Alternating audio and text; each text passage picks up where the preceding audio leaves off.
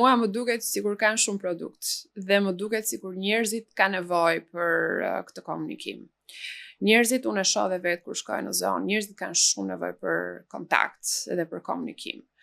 Ne që jetojmë apo që zhvillojmë jetën politike në Tiranë, fatkeqësisht mbyllemi në një guack dhe e kemi perceptimin ton për gjërat, mendojmë se po i çojmë dhe po i komunikojmë gjërat përpara.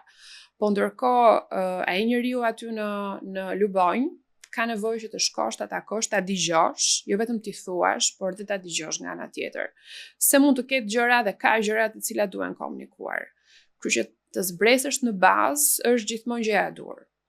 Është gjithmonë gjëja e dur për të komunikuar ato çka po realizohen, jo nga një tavolinë e ftohtë zyre, por nga ajo që thoni ju gjumë apo nga punët e Shqipërisë, kuvendimi e të tjera, bashkëqeverisja apo të gjitha emrat e fushatave që janë bërë.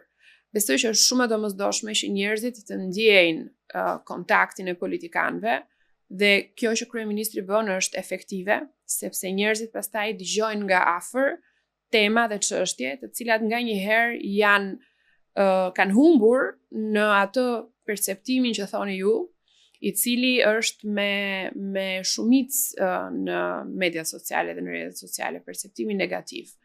Unë i takoj atyre njerëzve që nuk dua të justifikohen.